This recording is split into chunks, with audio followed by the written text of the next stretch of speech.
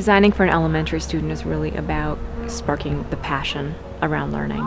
For us, it was really about integrating that element of play and the element of beauty and whimsy and serendipity, and really begin to think about this as their place and their own, but then also having those moments to sort of pause and think, isn't this cool? Because you want to think that school's cool.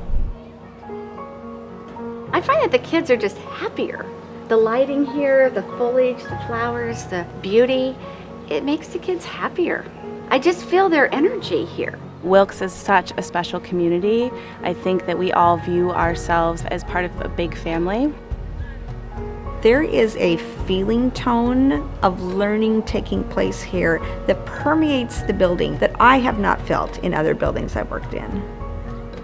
The process with the community and the staff here really uncovered for us a question around the role of the site as well as play in learning. What are those things that really light students up about learning, and how can we integrate elements of that into this project? The building is less important than being connected to the environment, and so there's a lot of glass, there's a lot of glazing, there's a lot of balanced daylighting, there's a lot of opportunities for kids to be inspired by looking out and being connected in a transparent way to other spaces beyond their classrooms.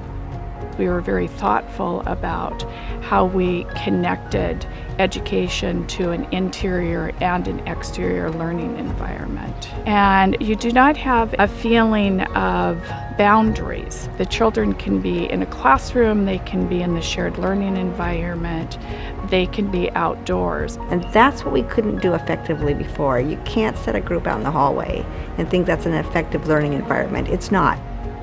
Education has changed a lot in the last several years. For about 100 years, it was built on the fact that all kids would be in a classroom and they would be sitting mostly in rows and doing the same thing at the same time, and that is completely changing. Now we really are trying more to work with kids individually.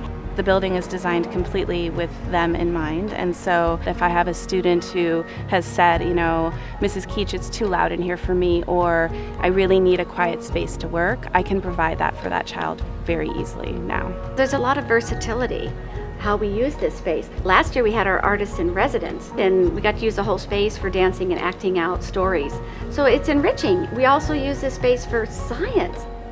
The old building didn't really accommodate any sort of gathering or grouping or teaching and learning outside of the classroom. And so what we've done here is created layers of space that not only allow different kinds of activities to happen, but also for those activities to be seen. It facilitates learning in a powerful way, but it's not about direct instruction, it's about observation. In the little small rooms, we would do our reading groups, our math groups, all the little groups, because it's the little group room. Math group was definitely my favorite because the normal math that we do in the classroom, I wouldn't say is very much of a good fit for me.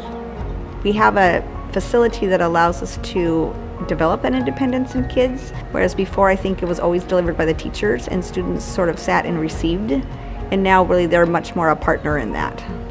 There's just a deeper connection between students in each grade level. Also, their skill levels are addressed better now because we can differentiate more easily.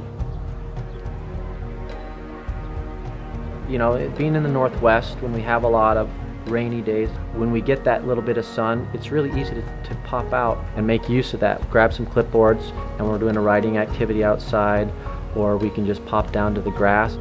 Kids really enjoy that access to the outdoors. We're not relegated to just being in the classroom. We have a lot of options, which makes it really nice. And the natural light has been incredible. I feel like I teach outside.